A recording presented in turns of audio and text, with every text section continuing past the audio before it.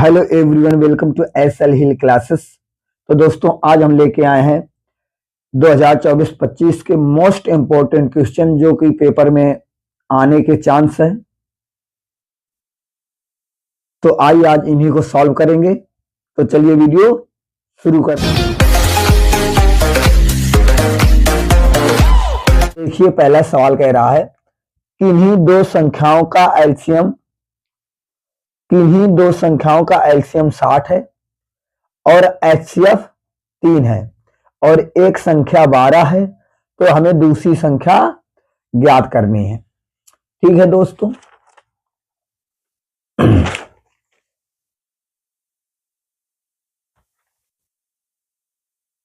क्या कह रहा है?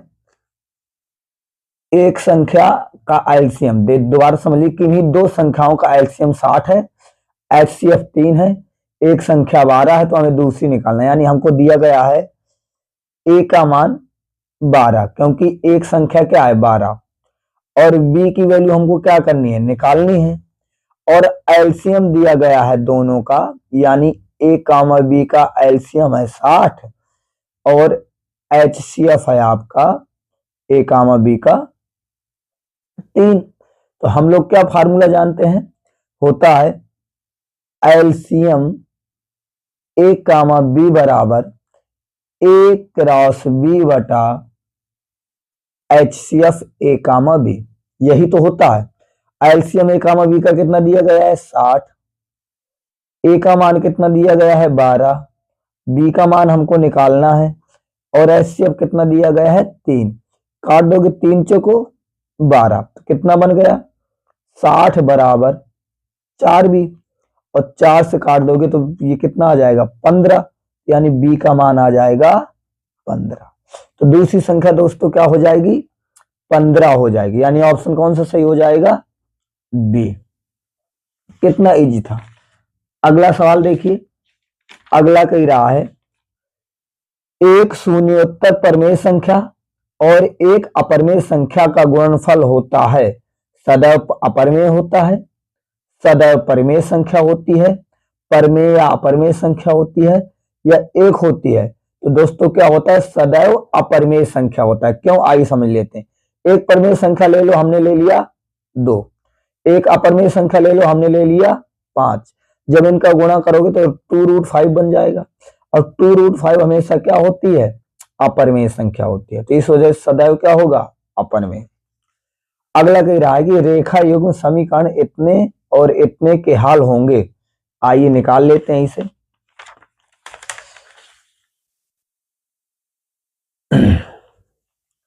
तो देखिए,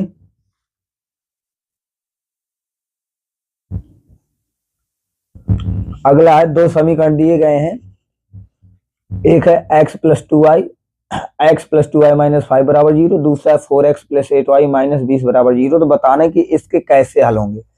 ध्यान देना, पहला समीकरण है x प्लस 2y माइनस का 5 बराबर 0, और दूसरा हमें दिया गया है 4x प्लस 8y माइनस का 20 बराबर 0। अब ध्यान से देखिएगा, तो इससे तुलना करा लेंगे किसलिए, a1x plus b1y plus c1 बराबर 0 की, और एक की तुलना करा लेंगे a2x plus b2y plus c2 बराबर 0 की। यहां से a1 का मान कितना निकल के आएगा 1, b1 का मान कितना निकल के आएगा 2, c1 का मान कितना हो जाएगा माइनस का 5। इसी तरीके यहां से तुलना कराएंगे तो a2 का मान कितना होगा 4, b2 का मान कितना होगा 8, और c2 का मान कितना होगा माइनस का 20। अब क्या करेंगे, इनके अनुपात निकाल लेते हैं। तो a1 अपान a2 निकालेंगे, a1 का मान 1 है, a2 का मान 4 है, तो 1:4 आ गया। इसी तरीके b1 अपान b2 निकालेंगे, तो b1 का मान कितना है 2, और b2 का मान कितना है 8। सॉल्व करोगे तो 1/4 आ गया। इसी तरीके निकालेंगे c1 अपान c2, c का मान है -5, c2 का मान है 20, माइनस से कट गया, काटेंगे तो 1/4।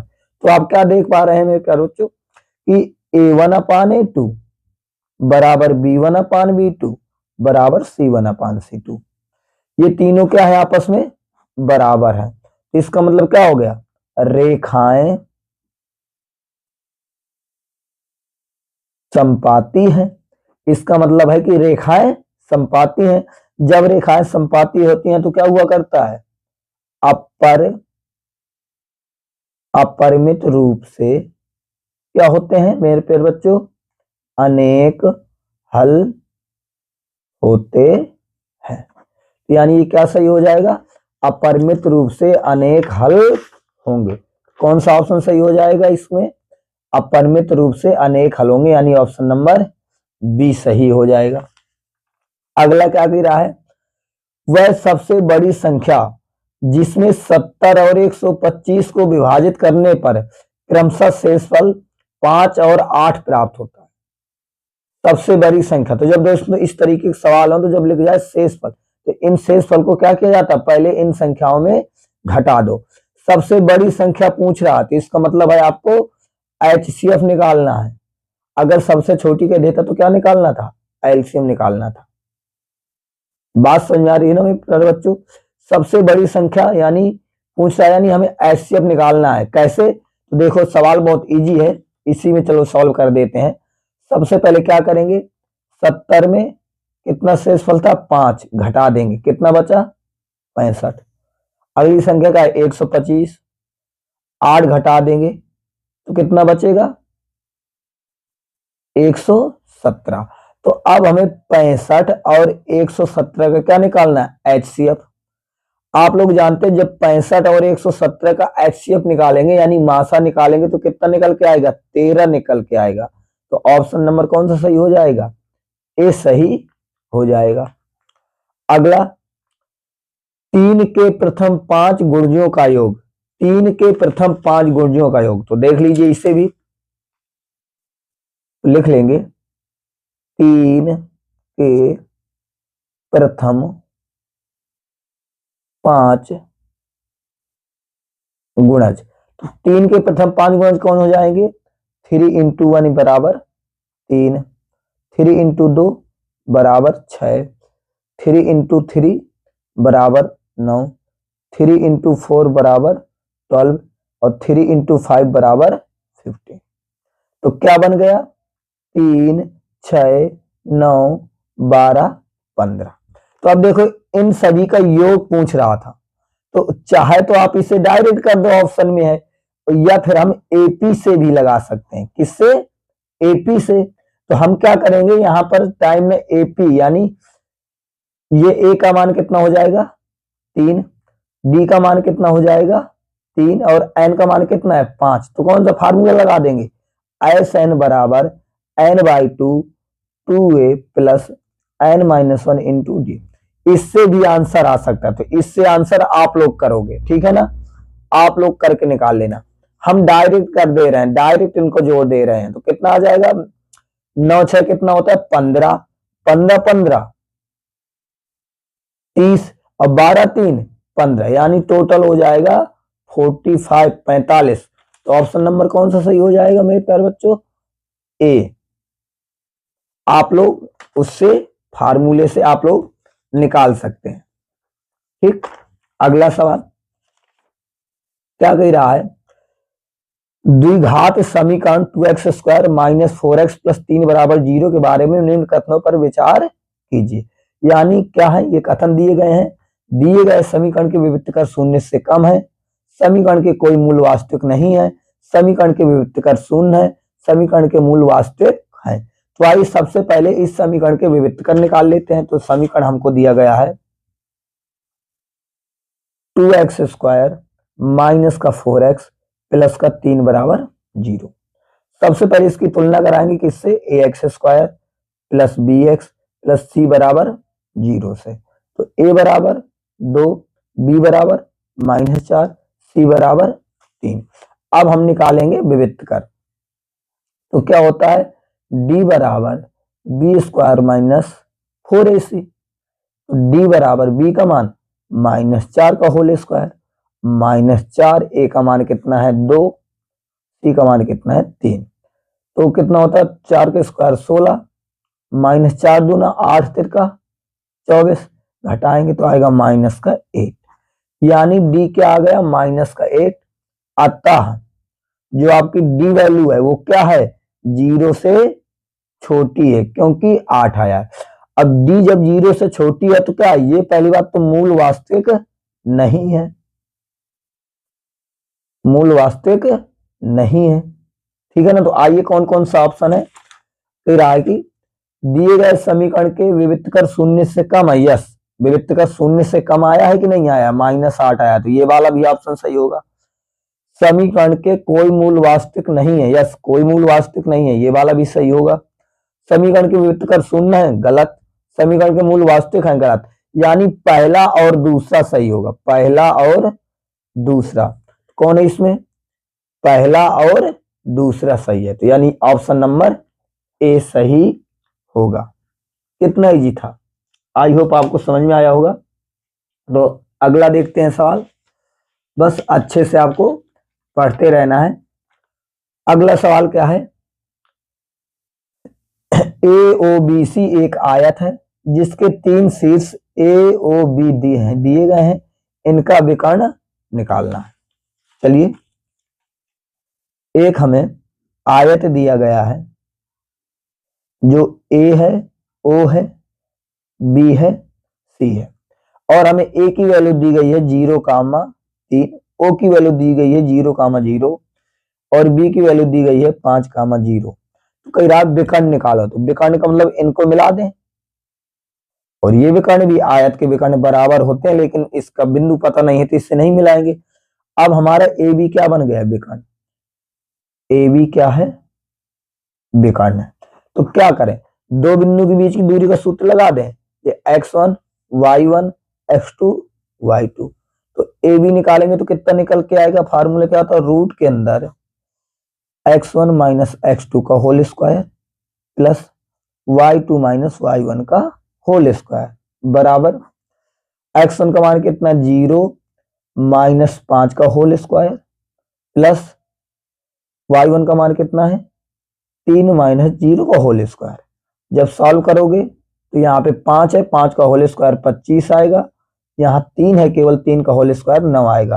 और 25 9 कितना होता है 34 है, कोई ऑप्शन 34। तो देखते हैं ऑप्शन नंबर सी इसका क्या होगा, सही होगा। आई होप आपको ये चीजें समझ में आ रही होंगी। तो अगला सवाल देखते हैं, अगला क्या कह रहा है, यदि समीकरण एक्स स्क्वायर प्लस के एक्स माइनस 5/4 बराबर 0 है और उसका एक मूल 1/2 है तो हमें के का मान निकालना है। तो देखिए ये तो बहुत इजी है, एक्स स्क्वायर के एक्स माइनस का 5/4 बराबर क्या है 0, और एक मूल दिया गया है यानी एक्स का मान 1/2 है। क्योंकि द्विघात समीकरण है तो इसके कितने मूल होंगे, 2 मूल होंगे, यानी x के 2 मान निकल के आएंगे। तो एक मान हमें क्या है पता है 1/2, तो k का मान निकालना है। अगर ये इसका है तो इसे क्या करेगा, संतुष्ट करेगा, तो इसके मान इसमें रख दो। तो x का मान यहाँ पे रखोगे तो क्या बन जाएगा 1/2 का whole square plus k into 1/2 minus का 5/4 बराबर 0। तो कितना बन गया मेरे प्यारे दोस्तों, ये 1/4 प्लस k/2 माइनस का 5/4 बराबर 0। क्या करें, यहां से एलसीएम ले लो 4 का, तो 1 आ जाएगा, तो यहाँ पे 2 का भाग देंगे तो 2k आ जाएगा, 4 से चला गया माइनस का 5 आ गया 0। कैंची गुणा कराएंगे तो ये 0 यहाँ पे चला जाएगा, तो क्या बचा 1 प्लस 2k माइनस 5 बराबर 0। अब -5 में 1 घटाओगे तो कितना बचेगा 2k माइनस का 4 बराबर 0, 4 को धर ले जाओ तो 2k बराबर 4, काट दो तो k बराबर 2। तो आइए देखते कहीं पे आंसर है option number A. I hope आपको समझ में आया होगा। अगला क्या कह रहा है, दो त्रिभुज समरूप होते हैं, कब होंगे समरूप, यदि इनके संगत कोण बराबर हो, इनकी संगत भुजाएं एक ही अनुपात में यानी समानुपाती हो, उपयुक्त दोनों या इनमें से कोई नहीं, तो ये दोनों होंगे तो कौन सा ऑप्शन होगा, उपयुक्त दोनों। अगला सवाल क्या है, कह रहा है यदि एक समकोण, आइए इसे करते भी जाते हैं। कह रहा है यदि एक समकोण त्रिभुज एबीसी में कोण सी क्या है 90 अंश है, एसी का मान कितना है 3 है और बीसी का मान कितना है 4, तो बिंदु सी से जाने वाली माध्यिका की माप निकालिए। तो आइए देखते हैं।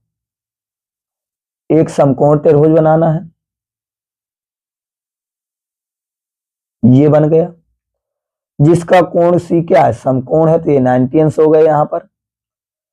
तो इसे ए मान लेते हैं और इसे बी मान लेते हैं। अब कह रहा है एसी का मान कितना है 3 और बीसी का मान कितना है 4 सेंटीमीटर। तो बिंदु सी से जाने वाली माध्यिका, ये माध्यिका है, बिंदु हमने डी मान लिया, तो यानी हमें सी डी निकालना है। ध्यान से बात समझिएगा दोस्तों, अगर ये माध्यिका है तो यहां पर कितने अंश का कोण बनाएगी 90 अंश का। तो देखो हम क्या करें, पहले त्रिभुज ए सी बी में, एबीसी में क्या करते हैं पाइथागोरस प्रमेय लगाते हैं, तो हम ए बी का मान निकाल लेंगे, ठीक है ना। पाइथागोरस प्रमेय से क्या निकलेगा, तो क्या होता है कर्ण का स्क्वायर यानी ए बी का स्क्वायर। थोड़ा हम जल्दी जल्दी कर रहे हैं ताकि हमें पूरा पेपर सॉल्व करवाना है। तो क्या होता है ए सी का स्क्वायर प्लस बी सी का स्क्वायर। अगर आपको ये वीडियो धीमा लगे तो इसे स्पीड बढ़ा के देख लीजिएगा 1x 2x में, अगर इसे तेज तेज लगे तो स्लो करके देख लीजिएगा। ए बी का मान हमें निकालना है, ए सी का मान पता है हमें 3 का स्क्वायर, बी सी का मान 4 का स्क्वायर। सॉल्व करेंगे तो 9 + 16 आ जाएगा 25। तो ए बी का स्क्वायर 25, तो ए बी बराबर √25, तो ए बी बराबर आ गया 5। तो दोस्तों ए बी ये पूरा मान कितना निकल के आया 5, ठीक है ना, पूरा कितना निकल आया 5। अब अगर हम ये वाला त्रिभुज लें, हमें सी डी निकालना है, तो हम ये वाला त्रिभुज लेंगे। इस त्रिभुज के लिए हमको ए डी चाहिए, तो ए डी क्या होगा, क्योंकि डी क्या है मध्य बिंदु है, लिख सकते हो ए डी का मध्य बिंदु क्या है डी है। अगर मध्य बिंदु है तो ये दोनों भाग आपस में क्या होंगे बराबर, यानी टोटल कितना है 5, तो ये आधा हो जाएगा। ए डी क्या होगा, ए डी होगा हाफ ए बी, तो ए बी कितना है 5, यानी ये बन गया 5/2, या कहना चाहो 2.5 सेंटीमीटर। ठीक दोस्तों, तो अब क्या करते हैं, अब लगाते हैं त्रिभुज ए सी ने ए डी सी में, ए डी सी में क्या ये पाइथागोरस प्रमेय,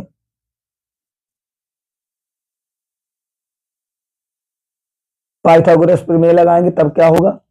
अब यहाँ पे कर्ण क्या है एसी है, क्योंकि कोण के सामने वाला, तो क्या बन जाएगा एसी का स्क्वायर बराबर ए डी का स्क्वायर प्लस सी डी का स्क्वायर। ठीक है मेरे प्यारे दोस्तों, एसी का मान कितना है 3, ए डी का मान कितना निकाला है अभी आपने 5/2, और सी डी का मान हमको निकालना है।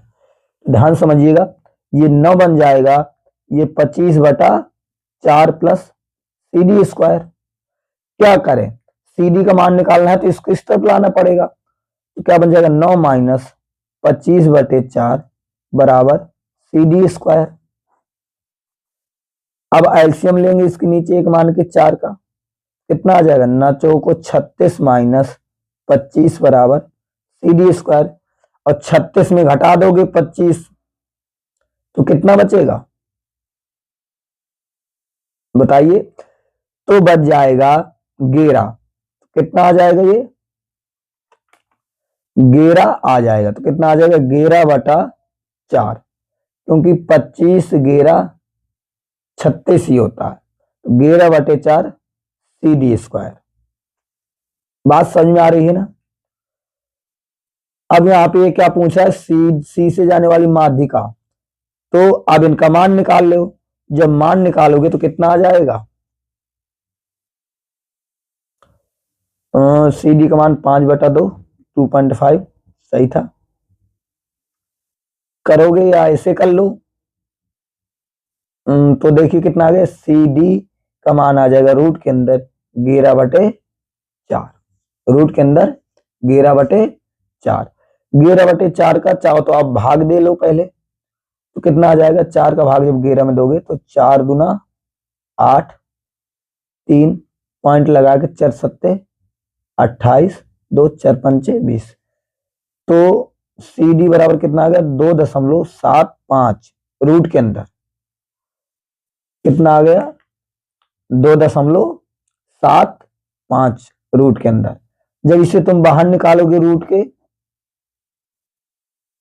तो 2 पॉइंट समथिंग के लगभग आएगा, तो यानी इसका आंसर कौन सा सही हो जाएगा, ए। अगला सवाल देखिए क्या कह रहा है, साइन 2a बराबर 2 साइन ए,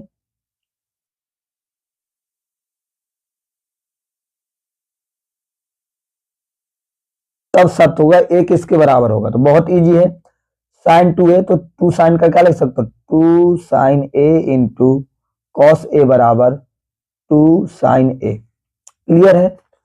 अब क्या करेंगे, अगर आप ध्यान दें तो ये इधर चला जाएगा और ये कट जाएंगे, तो कॉस ए बराबर कितना आ गया, 1, और तो कॉस ए किसकी वैल्यू होती है, कॉस 0, तो ए का मान कितना आ गया, 0, यानी ऑप्शन बी वाला सही हो जाएगा। अगला क्या दिया गया है, ध्यान से देखिए, अगला क्या, 4 tan थीटा बराबर 3, तो आपको इसका मान निकालना है, चलिए निकाल लेते हैं। तो क्या दिया, 4 tan थीटा बराबर 3, तो कह रहा है 4 sine theta minus cos theta बटे 4 sine theta plus cos theta बराबर है आइए करते हैं। सबसे पहले यहां से tan थीटा का मान निकालें, तो ये क्या बन जाएगा, 3/4, ठीक। अब यहां से आते हैं, 4 sine theta minus cos theta बटे 4 sine theta plus cos theta. तो देखो क्या करें, यहां से आप कॉस थीटा का ले ले कॉमन ऊपर से, तो 4 जब कॉस थीटा का कॉमन लेंगे तो ये क्या बन जाएगा, इसके नीचे आ जाएगा कॉस, जब इसके नीचे आएगा कॉस तो ये बन जाएगा tan थीटा, और यहाँ बचेगा -1। इसी तरीके नीचे से भी ले लो कॉस थीटा का कॉमन, तो क्या बनेगा 4 tan थीटा प्लस 1, इससे ये कट गए। अब tan थीटा के मान आपको पता है, तो 4 इंटू 3/4 माइनस 1, 4 इंटू 3/4 प्लस 1, 4 से 4 कैंसिल, ऊपर क्या बचा, 3 - 1 3 + 1, 3 - 1 यानी 2, और 3 1 यानी 4, काट दोगे तो आ जाएगा 1/2, तो ऑप्शन कहीं है 1/2 तो इसका ऑप्शन नंबर सी सही हो जाएगा। कितना इजी था। अगला सवाल कह रहा है, सेक ए प्लस tan ए, एक ब्रैकेट में है दूसरे में है 1 माइनस का साइन ए का आपको क्या करना है, मान निकालना है। चलिए इसको भी सॉल्व करते हैं। तो दिया गया है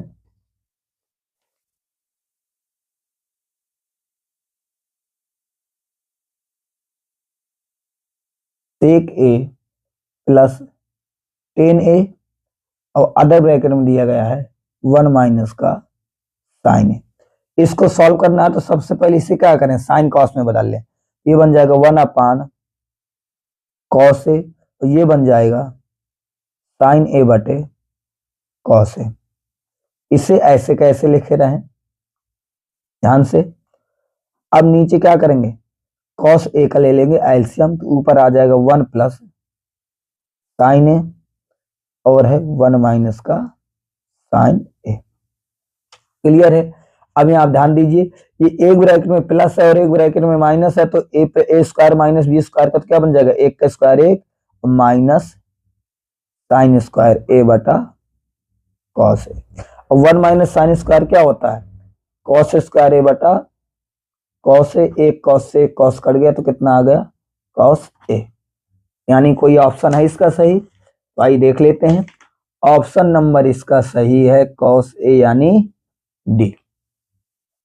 अगला तो फार्मूला ही लिखा के रहा कि यदि 8 त्रिज्या सेंटीमीटर वाले एक वृत्त के त्रिज्य खंड का कोण थीटा है तो त्रिज्य खंड का क्षेत्रफल होगा।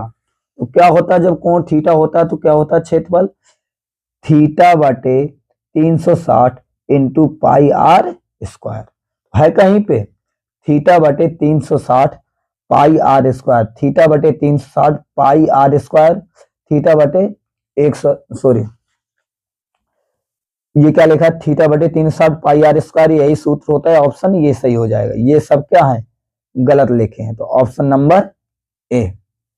अगला क्या कह रहा है, एक सुराही निम्नलिखित का संयोजन है, एक सुराही निम्नलिखित का संयोजन है, बात ध्यान से सुनिएगा, एक सुराही निम्नलिखित का संयोजन है, तो किसका किसका संयोजन है, एक सुराही, आइए करते हैं। एक सुराही किससे मिलकर बनी होती, बेलन और एक गोले से, ऑप्शन नंबर ए। अगला, 1 से 10 तक की धनात्मक विषम संख्याओं का माध्य होगा, ये तो बहुत इजी है, 1 से 10 तक की धनात्मक हो संख्याएं हो, विषम संख्याएं हो, तो कौन होंगी, विषम 1 3 5 7 9, इनका मान निकालना है, तो कितने हो गए, सभी को जोड़ दो, तो क्या होता है 1 + 3 + 5 + 7 + 9 बटा 1 2 3 4 5, कितना आ जाएगा, 7 3 10 और 9 6 15, 25 1 26, यही तो होगा, बेसम है ना, तो 1 3 होगा, 5 7 9 धनात्मक विषम संख्याओं का माध्य होगा, सही है, फिर कितना आ जाएगा, 7 3 होगा 10 और 9 5 14 1 15, 15 10 हुआ 25, 25 को 5 से काटोगे तो आएगा 5, यानी ऑप्शन नंबर डी आपका बिल्कुल आंसर सही होगा। क्लियर है। अगला सवाल क्या है, सवाल नंबर 18,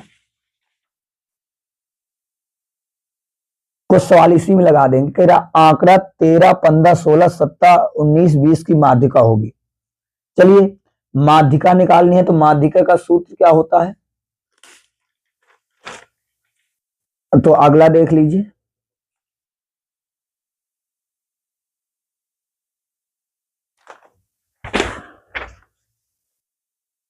क्या करें माध्यिका, तो सबसे पहले इनको लिख लेते हैं सही क्रम में, छोटे से बड़ी की ओर, 13 15 16 17 19 20। तो माध्यिका का फार्मूला होता है, जब ऐसे दिए गए हों, होता है माध्यिका का फार्मूला n/2 पद प्लस n/2 + 1 पद बटा 2, ठीक, ये होता है। तो n का मतलब है पद गिनो, अगर कब पद कब हो, जब सम हो पद, ठीक है ना, ये सम है, 1 2 3 4 5 6, 6 है, 6 क्या होती है, संख्या सम होती है, जब संख्या समदी होगी तो ये वाला फार्मूला लगाएंगे, n/2 पद प्लस n/2 + 1वां पद, तो n का मान कितना, 6, 6/2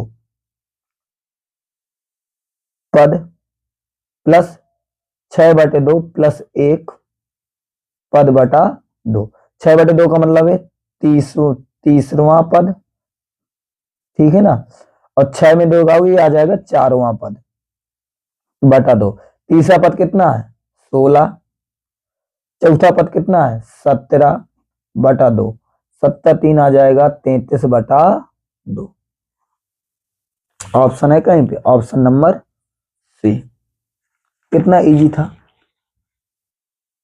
अगला, फिर आगे यदि कुछ प्रेक्षणों का माध्य कितना है 27, बहुलक कितना है 45, तब माध्यिका होगी, तो क्या होता है फार्मूला, आप लोग जानते हैं, लिख दे रहे हैं, 3 माध्यिका बराबर 2 माध्य प्लस बहुलक, ये सूत्र होता है।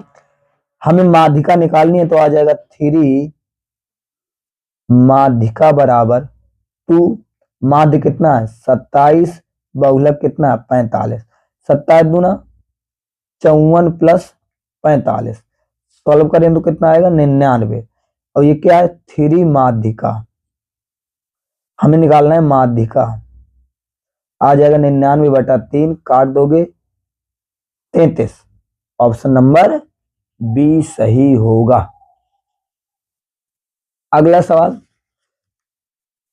एक पासे को फेंका जाता है तो तीन से छोटी विषम संख्या आने की प्रयास। चलो एक पासे को फेंकोगे तो क्या आएगा, 1 आएगा, 2 आएगा, 3 आएगा, 4 आएगा, 5 आएगा, 6 आएगा। तो कुल परिणाम कितने हैं हमारे पास, कुल परिणाम कितने हैं 6 हैं। अब कह रहा है 3 से छोटी विषम, तो इसमें 3 से छोटी विषम कितनी संख्या है, छोटी, 3 से छोटी विषम संख्या है। तो 3 से छोटी विषम संख्या कितनी है, 2 है। सॉरी 3 से छोटी विषम संख्या कितनी है, केवल 1 है, 2 सम होता है, केवल कितना है 1, कितना आ गया 1। फार्मूला क्या होता है हमारे अनुकूल कितना आ रहा है 1, कुल कितना है 6, कितना आ जाएगा 1/6, यानी ऑप्शन नंबर ए सही होगा। तो इस तरीके से ये हमने ऑप्शन 20 पूरे कर दिए हैं। अगला कह रहा है कि खंडवा में आइए, कह रहा है कि स्पष्ट कीजिए कि 3 गुणे 5 गुणे 7 प्लस 1 भाज्य संख्या क्यों है। आखिरकार ये भाज्य संख्या क्यों है। तो सबसे पहले इसमें क्या करेंगे, तो देखिए इस तरीके के सवालों में 3 गुणे 5 गुणे 7 प्लस 7, तो सबसे पहले यहां से ले लो 7 का कॉमन, तो ये क्या बचेगा 3 गुणे 5 प्लस 1 बचेगा 7, 5 15 1 16। जब 16 क्या है भाज्य और ये क्या है अभाज्य, जब भाज्य में अभाज्य का गुणा कराओगे तो भाज्य ही प्राप्त होती है, इस वजह से क्या होगी भाज्य संख्या होगी। अगला जैसे कह रहा है अगला दिया गया है सवाल, ध्यान से देखिएगा, कह रहा है कि कॉट थीटा बराबर 7/8 है, तो हमें 1 plus sine theta 1 minus sine theta बटा 1 प्लस कॉस थीटा और 1 माइनस कॉस थीटा का मान निकालना है। तो देखो ये दो तरीके से कर सकते हैं, एक क्या कि इसे हम पाइथागोरस में बना लें, तो क्या होता है लाल बटे कक्का, तो कॉट बराबर क्या होता आधार बटे लंब, तो ये आधार का मान हो गया, ये लंब का मान हो गया। इस तरीके से क्या कर सकते हैं आधार आधार कितना हो जाएगा, अगर ए इसे मानते हो तो ध्यान से बात समझिएगा, अगर हम मान लें ए ये है तो इसके सामने वाला भुजा होता है लंब और ये बनेगा आधार ए, तो यानी एल ए का मान कितना है 7 और इसका मान 8। जब सॉल्व करेंगे तो ये निकाल लेंगे, ठीक है ना। और जब ये निकल आया तो फिर साइन कॉस से इनके मान निकाल लो, या तो ऐसे आ सकता है, ठीक।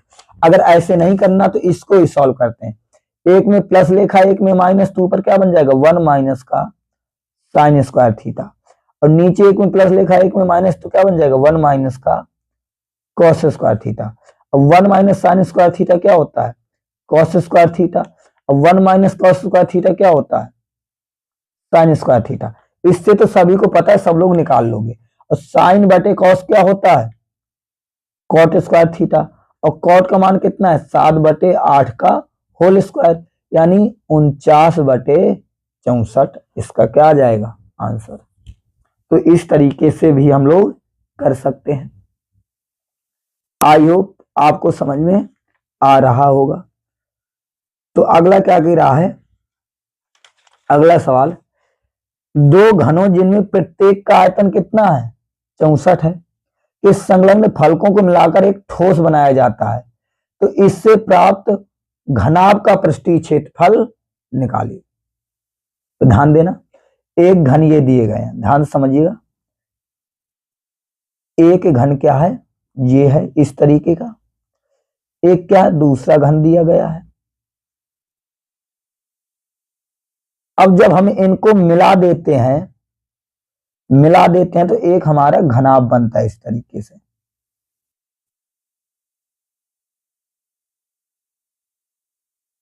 इस तरीके से मिलाने पे क्या होता है, एक घनाभ हमारा प्राप्त हो जाता है।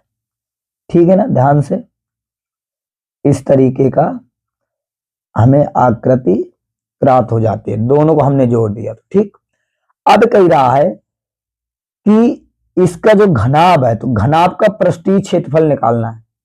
आपको क्या करना है, घनाभ का पृष्ठीय क्षेत्रफल। तो क्या करोगे, इस घन का आयतन कितना है 64 और इस घन का आयतन भी कितना है 64। तो आयतन से पहले क्या करो, तुम भुजा निकाल लो। एक की भुजा क्या निकल आएगी, घन का आयतन क्या होता है, तो यहां से घन का आयतन बराबर क्या होता है, घन का आयतन क्या होता है ए क्यूब, क्या होता है ए क्यूब होता है। अब आयतन कितना 64 बराबर ए क्यूब, यानी भुजा का क्यूब निकालोगे तो कितना आ जाएगा 64 का यहाँ पे √3, ए का मान सॉल्व करो तो ए का मान आ गया 8। जब इतनी भुजा 8 है, ये इतनी भुजा 8 है, ये वाली भी भुजा कितनी होगी 8 और ये वाली भी भुजा कितनी होगी 8 और ये वाली भी भुजा कितनी होगी 8। ठीक, तो अब ये क्या बन गया हमारा L, तो और ये क्या बन गया B और ये क्या बन गया H।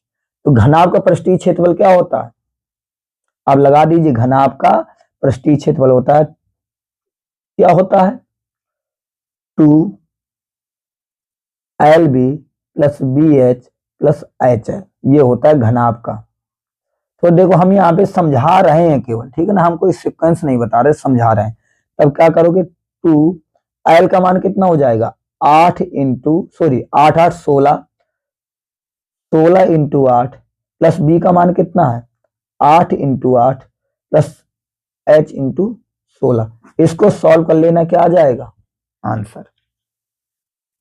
ठीक, इसी तरीके आपको क्या करने हैं, ये सवाल भी करने हैं कि निम्न आंकड़ों का माध्य ज्ञात कीजिए, और ये सवाल दिया गया तो इसका माध्य निकालना है, समांतर माध्य निकालना है। तो नॉर्मल सा बन जाएगा।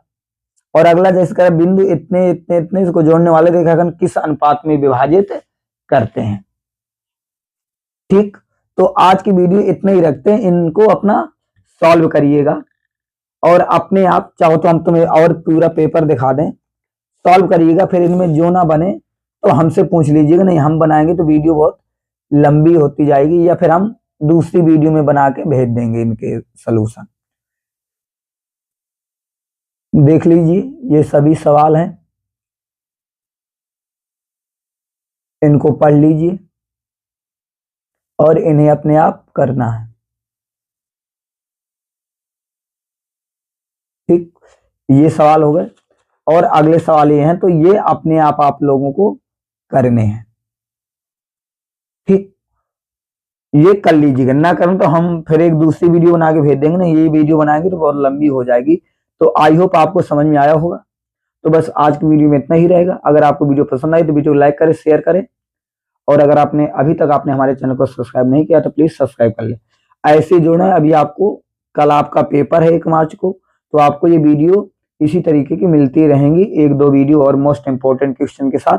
ये हो सकता है अब ये वाले सवाल ना लगवाएं, क्योंकि ये सभी को आते होंगे, तो अपना देख लीजिएगा, इनको करना है, और नहीं फिर हमें कमेंट करके दे दीजिएगा, तो फिर हम इसका भी वीडियो, हम एक दूसरे वीडियो बनाएंगे जो इससे भी इंपॉर्टेंट है। ठीक है ना, तो आई होप आपको समझ में आया होगा। तो बस आज की वीडियो में इतना ही।